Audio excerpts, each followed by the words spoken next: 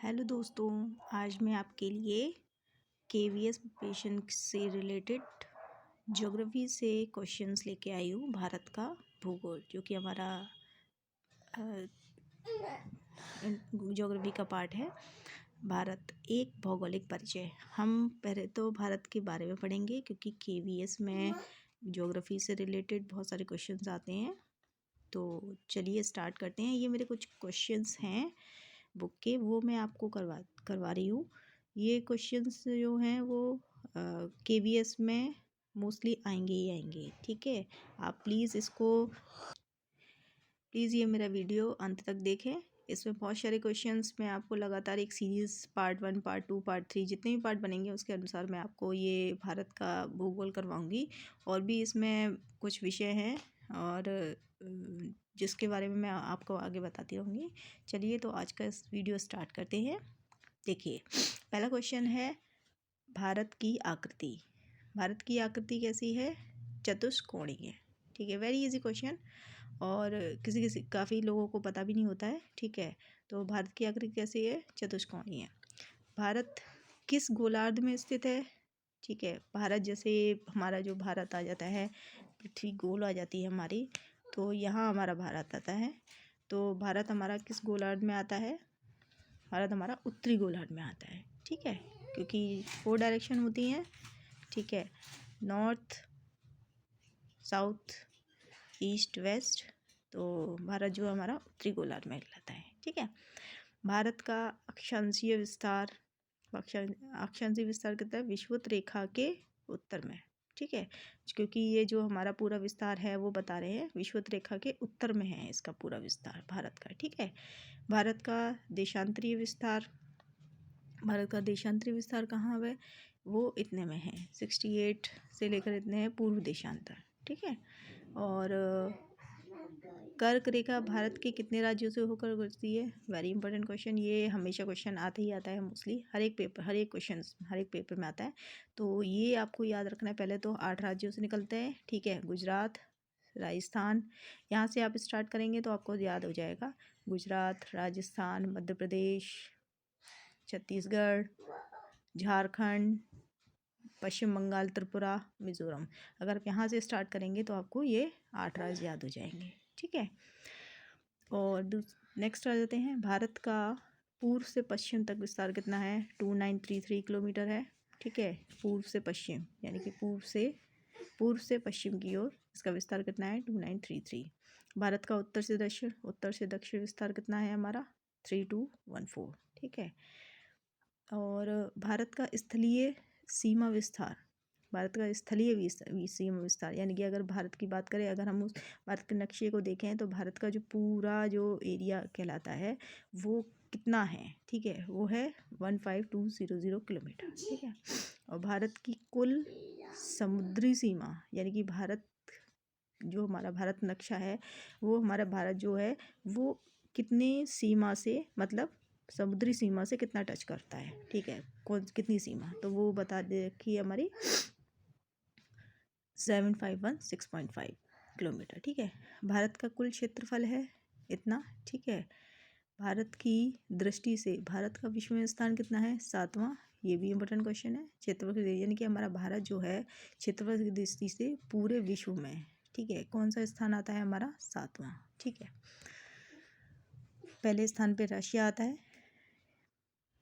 भारत का क्षेत्रफल विश्व के क्षेत्रफल का कितना प्रतिशत है? ये भी मोस्ट इम्पोर्टेंट क्वेश्चन है। 2.4% है, यानी कि भारत का जो क्षेत्रफल है पूरे विश्व के क्षेत्रफल का कितना प्रतिशत है? तो वो है 2.4%। ठीक है, भारत की जलवायु पर प्रभाव पड़ता है, यानी कि भारत की जो जलवायु है यानी कि सर्दी, गर्मी, वर्षा जो भी होती है वो किसका सबसे ज़्यादा प्रभाव पड़ता है? तो ये पड़ता है हमारा उत्तर में हिमालय।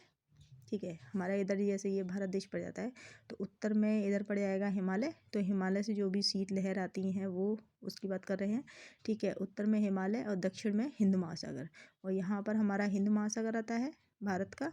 तो यहाँ से इसका इफेक्ट पड़ता है जलवायु का। ठीक है, उत्तर में यानी कि हिमालय हो गया और दक्षिण में हो गया हिंद महासागर। ठीक है, भारत की भौगोलिक सीमा लगी है, यानी कि भौगोलिक सीमा की बात करेंगे 7 देशों से लगी है। यानी कि भारत जो है कितने देशों से मतलब उसकी सीमा जुड़ी हुई है, तो वो है 7।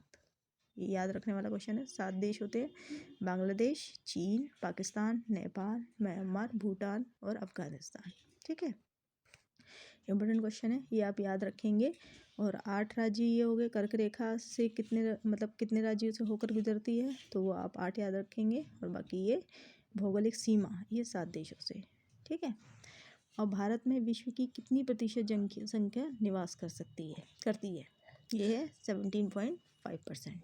ठीक है, यानी कि भारत में पूरे विश्व की बात कर रहे हैं, पूरे विश्व की बात कर रहे हैं, तो वो कितना प्रतिशत कहलाएगा, 17.5%। यानी कि हमारे अगर भारत पूरे विश्व की जितनी संख्या है उसका कितना प्रतिशत जो है हमारे भारत देश में रहती है। ठीक है, ये इस क्वेश्चन का मतलब ये है। भारत एवं पाकिस्तान को विभाजित करने वाली रेखा क्या कहलाती है, रेड क्लिफ रेखा। रेड क्लिफ यानी कि जो हमारा भारत है वो पाकिस्तान से जो बॉर्डर सीमा जो मिलती है उस रेखा को क्या कहते हैं, उसको बोलते हैं रेड क्लिफ रेखा। ठीक है, दूसरा है भारत एवं चीन को विभाजित करने वाली रेखा। भारत और चीन को विभाजित कौन सी रेखा करती है, उसका नाम क्या है, मैकमोहन रेखा। ठीक है, यानी कि हमारा यहाँ भारत आ गया, तो भारत से चीन अगर बॉर्डर लाइन आ जाती है, जैसे यहाँ हमारा भारत आ गया और यहाँ हमारा चीन आ गया, तो इस लाइन को, इस बॉर्डर को क्या बोलेंगे, मैकमोहन रेखा। ठीक है, भारत और म्यांमार विभाजित हैं, यानी कि भारत और म्यांमार विभाजित हैं किससे, मिसमी से, पटकोई, नागा तथा अरकनायोमा पहाड़ियों द्वारा। ठीक है, नेक्स्ट वीडियो में मैं आपको बताऊंगी कि किस तरह से मैं आपको मैप के द्वारा और अच्छे से समझाऊंगी, जिससे कि आपको कोई दिक्कत नहीं हो। ठीक है, नेक्स्ट हमारा आ जाता है बांग्लादेश की सीमा भारत के राज्य को स्पर्श करती है, यानी कि बांग्लादेश की जो सीमा है भारत के राज्यों को स्पर्श करती है, पश्चिम बंगाल, असम, मेघालय, त्रिपुरा तथा मिजोरम। ठीक है, भारत की आकृति परिचयात्मक प्रमुख पौराणिक स्रोत है विष्णु पुराण। ठीक है, मतलब जो भारत की आकृति बताई गई है, वैसे ये ज़्यादा इंपॉर्टेंट क्वेश्चन नहीं है, लेकिन फिर मैं बता देती हूँ कि जो भारत की आकृति, उसको जो परिचय दिया गया है वो जो विष्णु पुराण जो है हमारा, उससे लिया गया है प्रमुख रूप से। ठीक है, प्राचीन भारत को जाना जाता है, प्राचीन भारत को क्या कहा जाता था, जम्बू द्वीप नाम से जाना जाता था। मतलब उसको प्राचीन भारत में जम्मू द्वीप नाम से उसको जानते थे प्राचीन भारत में। ठीक है, जम्मू द्वीप। भारत एवं बांग्लादेश की सीमा रेखा जानी जाती है नो मैंस लैंड नाम से।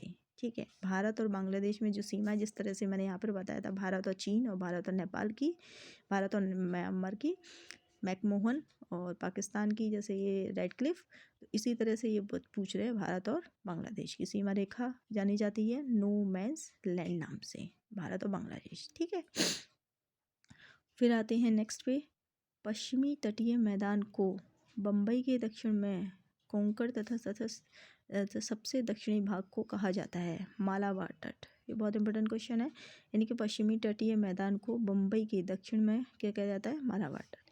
भारत के उत्तरी सीमा पर देश है, भारत की उत्तरी सीमा पर देश कौन सा है, चीन, भूटान और नेपाल।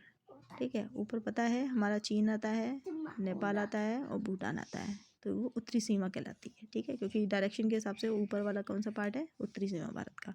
इसी तरह से भारत के पूर्वी सीमा पर कौन सा देश है, यानी कि इस साइड भारत के पूर्वी सीमा पर कौन से देश हैं, बांग्लादेश और बर्मा।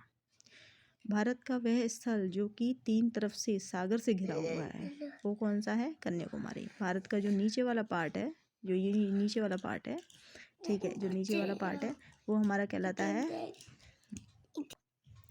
ठीक है, तो ये हमारा कन्याकुमारी कहलाता है, ये वाला पार्ट जो भारत का निचला पार्ट है। तो वो 3 दिशाओं से, मतलब 3 तरफ से घिरा हुआ है सागर से, उसको बोलते हैं कन्याकुमारी। नेक्स्ट क्वेश्चन है हमारा,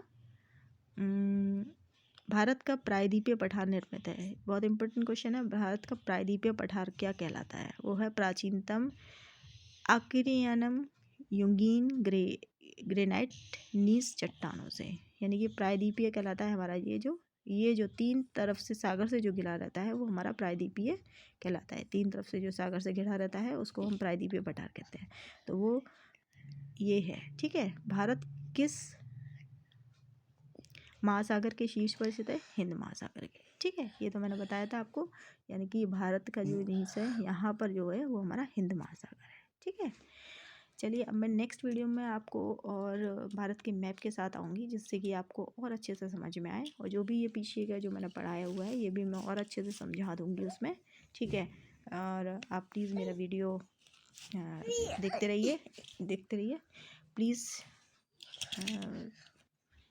please like, subscribe and share my videos. अगर आपको अच्छा हो तो ज़रूर शेयर कीजिएगा, इसको लाइक एंड सब्सक्राइब भी कीजिएगा, और मेरे से जुड़े रहिएगा। मैं आपको KVS की पूरी तैयारी करवाऊँगी अब मेरे इस चैनल में नेवर स्टॉप लर्निंग में। Thank you, good bye.